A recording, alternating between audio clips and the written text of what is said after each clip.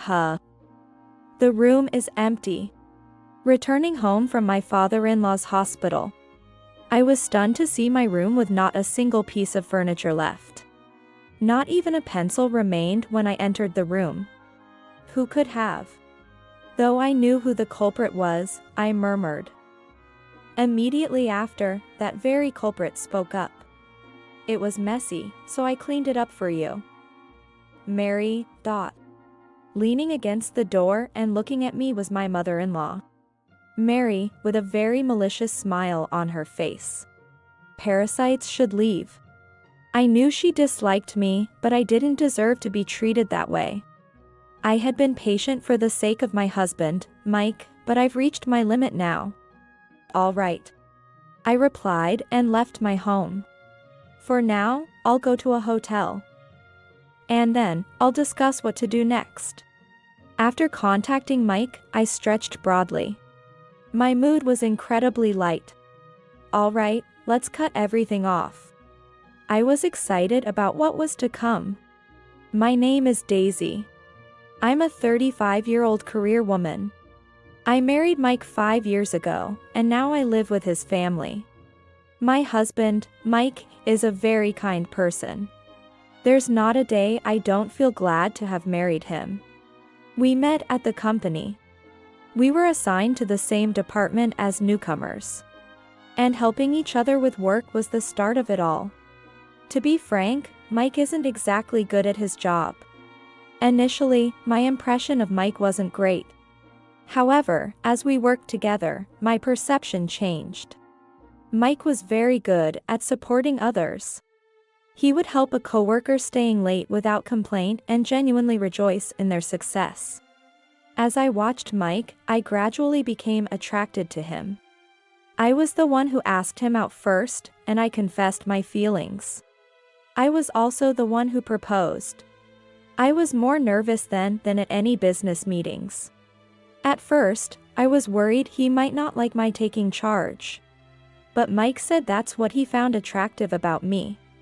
Not only is Mike kind, but he also has a strong core. He usually lets me make decisions, but when it matters, he stands firm.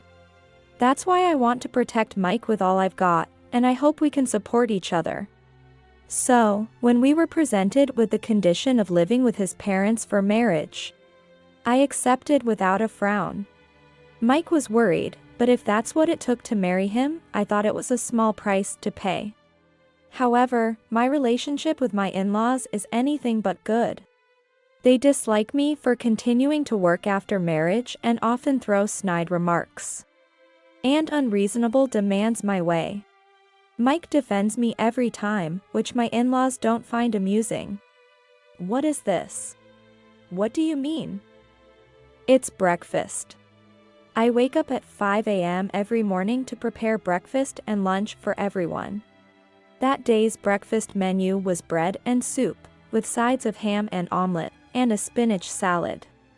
I think the menu for breakfast is fine, but Mary found fault with it. Such a salty menu. Are you trying to kill us? No, that was not my intention. Originally, it was my in-laws who said that a traditional meal with 1 soup and 3 dishes is basic for breakfast, and they wouldn't eat anything other than American food. I've been conscious of making the flavors mild. I've explained this many times, but Mary refuses to be satisfied. Oh, scary. So, you're bullying the elderly, huh? Elderly. Stepmom, Mary, you're only 55 years old, right? Quiet. Just get on with preparing the meal. Mary just turned 55. She had Mike when she was 20, and she's always been proud of that. It seems she's always used her youth to assert dominance. And Mike said she doesn't have any mom friends. However, she believes they are just jealous of her youth. Lunchboxes again? I hate pre-made food. A daughter-in-law should come back at noon to take care of her in-laws' meals. That's just common sense, right? I replied, fed up with the daily exchanges. But I have work, you know. Plus, I prepare lunch every morning, don't I? After being criticized for being lazy when I made meals in advance, I've made sure to prepare everything fresh on the day. I was criticized in the same way when I served leftovers, so from then on, I made sure to eat the leftovers myself. Such a lazy daughter-in-law, really troubling. My mother-in-law said this and went to the living room.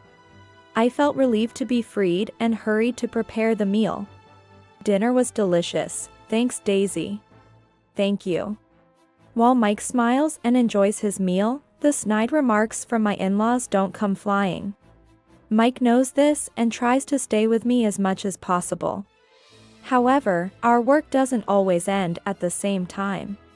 My in-laws seize these moments to throw their sarcasm at me. Hey, there's a pile of laundry.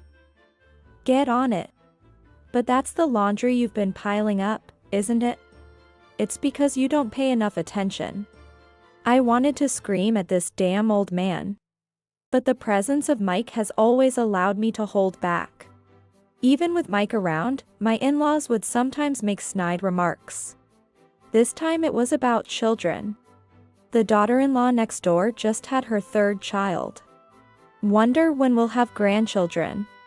Exactly, when will we get an heir? We need a boy first. Smirking, my in-laws looked at us. Then Mike, smiling, countered. I don't want to put any more burden on our main pillar right now. So kids are still a bit ahead in the future. What are you talking about? You're the main pillar. Eh? Mike's statement was true, but my father-in-law didn't take it seriously. Even so, I was very happy that Mike said that to protect me from my in-laws. When I was your age, Mike was already in middle school. How long are you going to make us wait? Mike says it's too early, and it's going to be a while. If you keep saying that, I'll have you two divorced. Divorce requires the consent of both parties, you know? My strong-willed responses left my mother-in-law stomping her feet in frustration. Even so, she never learned and kept making snide remarks, which I came to brush off with disdain. Hey, Mike, we haven't received this month's living expenses from your dad, have we? Eh? Really? I'll check it out. One day, after realizing that the living expenses from my father-in-law hadn't been deposited upon checking the bank statement, I asked Mike to confirm. Then, we received a shocking response from my father-in-law. You always live off the money Mike earns. Include your wife's salary in the living expenses too. But the living expenses have been coming out of Daisy's salary. I've been saving mine. That can't be right. It's impossible for a wife to earn more than her husband. No matter how much we explained. My father-in-law was convinced that Mike earned more, and insisted that my salary couldn't be that significant. It was infuriating, but it wasn't like I wanted to boast about having a higher salary. Besides, the living expenses we received from my in-laws were under $100 a month. It wasn't even enough to cover our food expenses. Originally, when we agreed to live together, my father-in-law, who opposed paying all the expenses by saying, "Are you trying to take over the house?" came up with this compromise. So, we wouldn't be troubled even without it. It's fine. I'll cover it from my side. But then, you'll have less to spend. I'll cover it from my side. Mike said apologetically, but I smiled brightly. It's okay. I've been promoted starting the month after next. So, my salary will go up. Wow. Congratulations. You've been working hard. Mike clapped, genuinely happy for me. This is what I love about Mike. His praise alone makes me forget the unpleasant daily occurrences. So, let's continue saving your salary as we've been doing. Daisy. Thank you.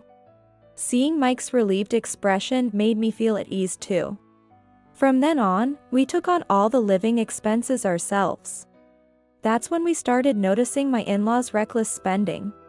While it irritated me to see them splurging on branded items, the days became superficially peaceful as they started going on trips and outings more frequently. But that peace didn't last long. I've been told I have cancer. I'm going to be hospitalized. One day, John suddenly called Mike with this news. We rushed to the hospital, only to find my father-in-law grinning and chatting with a female nurse. "John, Mary will be mad at you." "Shh, you're here." After throwing the nurse a lifeline, she bowed lightly and left. Mike, completely dismayed by his father's behavior, then asked, "What do you mean by cancer?" "It's early stage and still small. So they say it can be managed with surgery or chemotherapy." "I see, that's good, at least." Regardless of how he treated me, to Mike, this was his blood-related father. Seeing Mike relieved even slightly by his father's words, I let out a sigh of relief. Then, my mother-in-law returned to the room with the doctor. "Oh, you guys are here?" Of course, we'd be worried after such a sudden call. "Well, it's nothing serious." "Oh, yes." She then rummaged through her bag, pausing mid-sentence, and handed over a document. It was a letter detailing the estimated costs for hospitalization and surgery. "Take care of this, will you?" "What?" "You're going to complain, even though you're just a daughter-in-law. Who do you think has been supporting you all this time?" I wanted to say that I've been the one supporting us since we got married. I had to desperately restrain myself from saying it. However, my silence seemed to be misunderstood by Mary as conceding defeat. With a triumphant look, she began to speak loudly as if delivering a speech. "With Mike's earnings, you surely can't say you can't pay. Saving is also a respectable job for a wife." Sigh. I didn't even feel like arguing anymore and just gave a vague reply. After that, my father-in-law's hospital stay dragged on. Just when I thought there was no progress on the surgery, it turned out he was refusing it. The reason was that he found hospital life comfortable.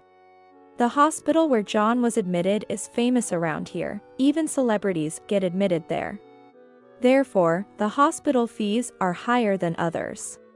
In the hospital, my father-in-law enjoyed being kindly taken care of by beautiful nurses and eating delicious food. He got so accustomed to doing whatever he liked, while just lying down, that he hardly agreed to sign the consent form for surgery. "We need to make a decision soon." "Yes, I understand, I'm sorry." I had come to collect the laundry and apologized after the doctor mentioned this. We couldn't leave my father-in-law to enjoy his hotel stay at the hospital forever. The hospital fees were piling up. I decided to consult with Mike about this tonight. With that thought, I took the laundry home, started the washing machine, and then went back to my room. The room is empty. Returning home from my father-in-law's hospital, I was stunned to see my room with not a single piece of furniture left. Not even a pencil remained when I entered the room. Who could have? Though I knew who the culprit was, I murmured. Immediately after, that very culprit spoke up. "It was messy, so I cleaned it up for you." Mary, leaning against the door and looking at me was Mary, with a very malicious smile on her face. Parasites should leave. I knew she disliked me, but I didn't deserve to be treated that way. I had been patient for the sake of Mike, but I've reached my limit now. "All right," I cheerfully replied and left my home. "For now, I'll go to a hotel. And then, I'll discuss what to do next with Mike." After contacting Mike, I stretched broadly. My mood was incredibly light. "All right, let's cut everything off." I was excited about what was to come. Mike met up with me immediately after work. When I shared my plan, he agreed with it. "I'm really sorry about my parents. We've put you through a lot." Let's cut ties with them. Hearing Mike say that, I felt relieved. Though I tried not to mind, the stress was undeniable. And knowing it would be gone brought peace of mind. Mike would return home alone that day. And we planned to meet up as if nothing happened the next day. I spent the night in a business hotel and called a real estate agent. Excuse me, about the house we bought recently. Yes, can we move in immediately? Yes, that's fine. Then, I'll come to pick up the keys tomorrow. Thank you very much. Mike and I had actually bought a house 2 years prior. Despite the incessant demands for grandchildren from my in-laws, we had decided not to have children after discussing it. Instead, we saved money to buy a holiday home for relaxation. By chance, the handover was scheduled for the following weekend, so they were able to accommodate us immediately. I informed Mike that the house was ready to move into, and that night, I fell asleep. The next day, after receiving the keys from the real estate agent, I entered our new home. It was a fully customized house built to our specifications. The study, bedroom, and kitchen all incorporated our wishes. So this will be our home from now on. Feeling excited, I lay sprawled out in the empty living room.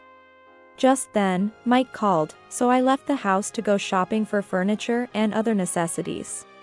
The refrigerator and other appliances were already arranged to be delivered on the originally planned weekend, but we hadn't decided on the furniture yet. Wanting to take our time, we ended up purchasing the furniture we had our eyes on, and brought back only the mattress by ourselves. By the weekend, furniture and appliances started pouring into our new home. It was around that time when Mike received a call. It's Mom. A call from Mike's mother showed up on his smartphone. As Mike answered the phone next to me, I could hear his mother's voice loud enough that it almost hurt my ears. Mike. Where are you? She seemed completely panicked, her frantic concern audible through the phone. Mike listened silently before responding nonchalantly. Me and Daisy were not coming back. What? Why? She sounded truly baffled. Mike answered her calmly. Both of you, what do you think of my wife? Daisy is important to me. She's the person I swore to make happy for the rest of my life. You could hear her gasping for breath at Mike's words. Mike rarely gets angry, but when he does, he talks calmly, a habit of his. It seemed she finally realized Mike was seriously angry. Mike. All those snide remarks and unreasonable demands. Did you think I wasn't aware? But I've had enough. We're cutting ties for good. The moment Mike clearly stated they were cutting ties, a wail like a death knell could be heard from the other end. Mike ignored her reaction and hung up the phone. Daisy, I'm really sorry. No, Mike, you've always protected me. Mike smiled apologetically at my words. I had been putting up with it because I didn't want to cause Mike any distress. But it seemed he felt the same way. And he had been planning to separate from his parents soon regardless of this incident. Hearing this made me love Mike even more. When I told him so, Mike smiled very happily. It was about 2 weeks later when I received a call from my mother-in-law. What? You haven't paid for your father's hospital fees? Huh? I was taken aback by her opening remarks. Who in the world pays the hospital bills for someone they've cut ties with? We're not doing that anymore. Your father's wallet is empty, and the laundry is piling up. Come home quickly. It seemed she had forgotten that Mike had clearly declared their estrangement not long ago. I decided to ask her plainly. But why would we assist someone we've cut ties with? That's it. I don't know how you did it. But you've clearly brainwashed my precious son. Come back right now. I'll forgive you if you prostrate yourself. Apparently, Mary believed that I had coerced Mike into saying those things. I sighed and decided to tell her the truth. We're already living in our new home. And we're planning to change our phone numbers next week. Don't you believe your own son's words? It's because you said something unnecessary. I don't need you, just send Mike back. Don't you dare use his earnings. Like they seem to believe Mike earned more than I did. I explained the situation to her calmly. Didn't Mike tell you? He started his own business, so now I'm the one who earns more. What?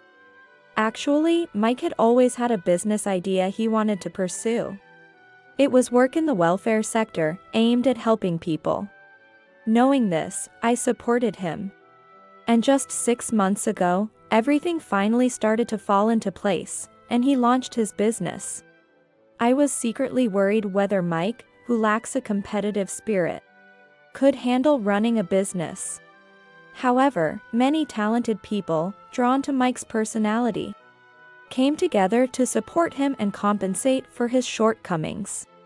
As a result, although it's just the beginning, Mike's business is gradually increasing its profits. As I've said many times before, I was the one paying for the living expenses, hospital bills, and even your father's allowance. That's a lie. Would you like us to send you our payslips then? Hearing me go that far, Mary finally seemed to believe my words. And then, she started mumbling something over the phone. Is there anything else you need? Oh, no. Well, can you come back? Excuse me? I couldn't comprehend what she suddenly asked. Then, the mother-in-law began to talk more freely. Look, this house is big.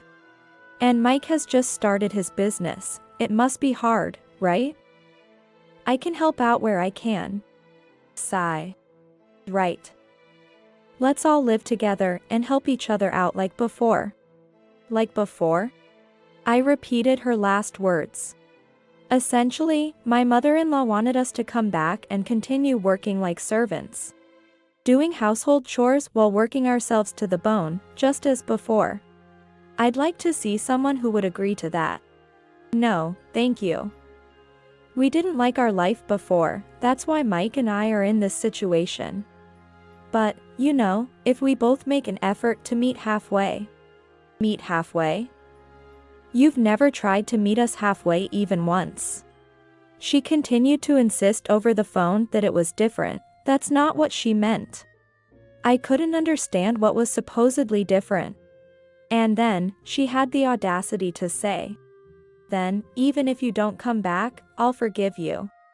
So, could you at least pay for your father's hospital bills, please? No, thanks. What? I wondered why she thought I would agree after that conversation. I sighed in exasperation. Cutting ties means ending all connections. So, regardless of what you say, we won't be providing any more support. How could you? Then, let me speak to Mike at least. I glanced at Mike, who was in the same room. Since the conversation was on speaker from the start, he had heard everything. Mike shook his head. I nodded in response and told her.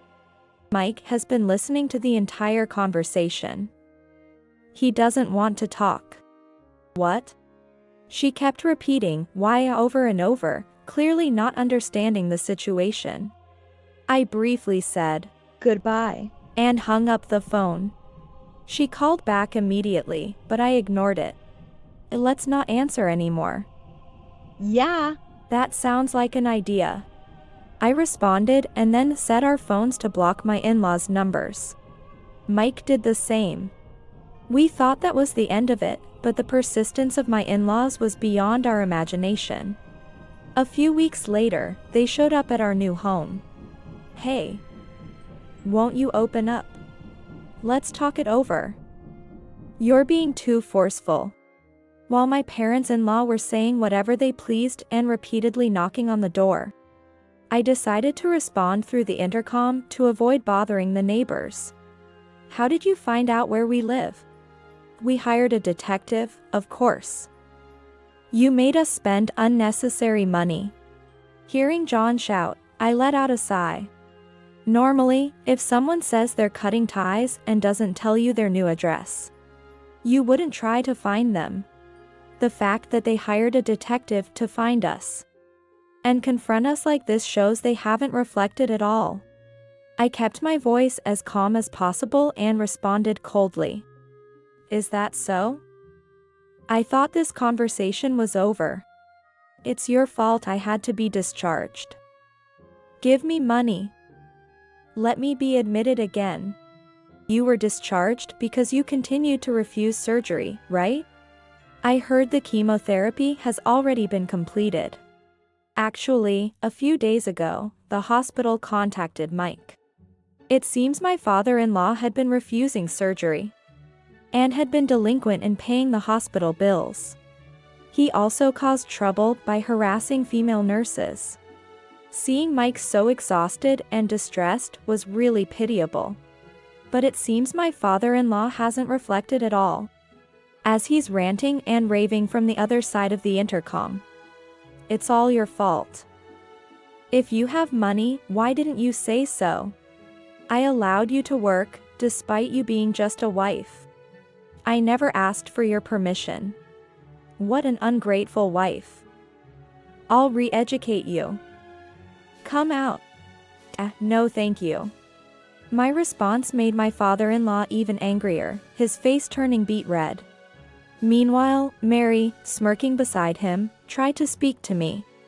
Look, Daisy. We both had some misunderstandings. Let's forget about everything up until now, shall we? Her voice sounded humble, but her expression oozed unwarranted confidence that I would forgive her. I sighed and responded. Mary, the phrase, let's forget about it, is meant to be used by those who have suffered a loss, not by the offender. Are you saying we're at fault? After I've humbled myself, you're taking advantage of it. Where's Mike? I'll just take him back with me. Revealing her true intentions, I couldn't help but laugh. I knew why they had shown up at our house today. I had heard rumors from friends living nearby. I decided to state it plainly. Both of you came here to beg for money today, didn't you? Is that an appropriate attitude? Begging? We're here to demand the money you owe us. John, that's what you call begging.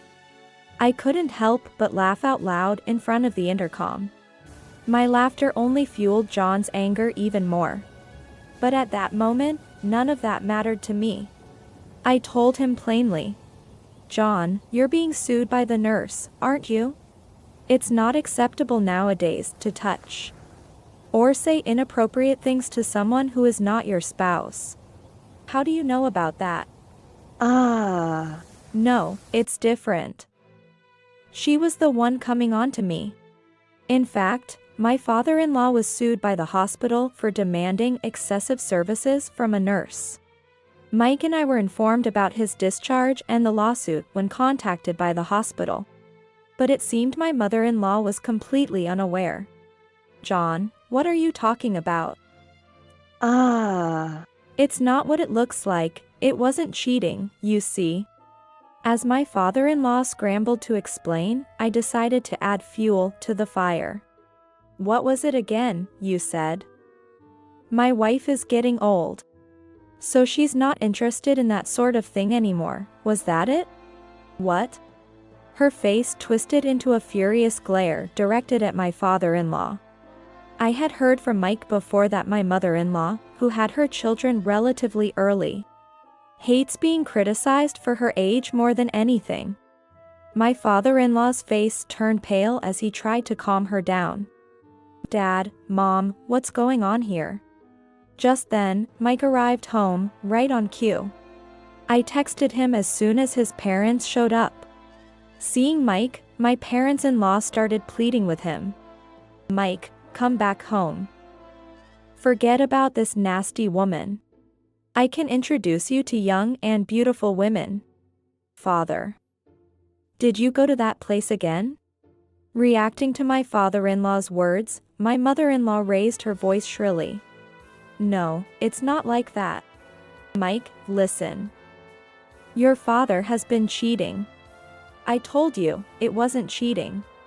Watching this unfold, Mike's gaze was indifferent. Even through the intercom, it was clear. As the argument escalated, my parents-in-law suddenly changed their tone, trying to coax Mike with sweet words. Just come back for now, okay? You'll find someone good in no time, Mike. That's right. Don't worry. Their intention to turn Mike into their personal ATM was glaringly obvious. Mike responded with a smile, which momentarily softened my parents-in-law's expressions. However, they were about to be utterly devastated. Can't you just stop? I've said we're cutting ties. Don't say such convenient things after hurting the person I love. Just then, a police car pulled up in front of our house. Mike greeted the officer with a smile. Excuse me, are you the one who called us? Yes, sorry, but these people have been loitering in front of our house and causing a disturbance in the neighborhood. We've received similar reports from other neighbors. Come on, you can't be causing trouble like this. The officer looked at my parents-in-law, who stood there, faces white as sheets. Mike ignored them, greeted the officer, and came inside. The police will handle it from here. Sorry for the trouble, especially when you were at work. Nothing is more important than your safety. Mike's words made him look so admirable to me. I hugged him tightly. A few minutes later, the officer informed us through the intercom that my parents-in-law had left. We thanked the officer. Whether it was the scolding from the officer or not, my parents-in-law never came to our house again. Eventually, my father-in-law couldn't return to his previous hospital and had to undergo surgery at a public hospital. To pay for the surgery, they had to sell their house, now living in a tiny room together. The money left from the sale, after paying for the surgery, vanished as compensation to the nurse and the hospital.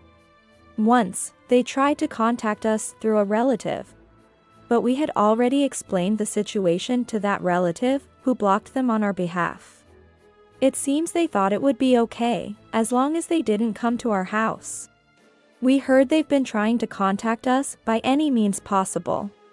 After we send a cease and desist through a lawyer, we've had no further trouble and have been relieved. Interestingly, Mike and I were quite popular among the neighbors and the local community. Unlike my parents-in-law, who lived practically ostracized by their community until they sold their house. After selling their house, my in-laws were rejected by landlords of nearby apartments, forcing them to leave the area where they had lived for so long. I heard from relatives that, having run out of money, my in-laws started working to support themselves. However, my mother-in-law, who had never worked before and with her stubborn personality, couldn't keep a job for long.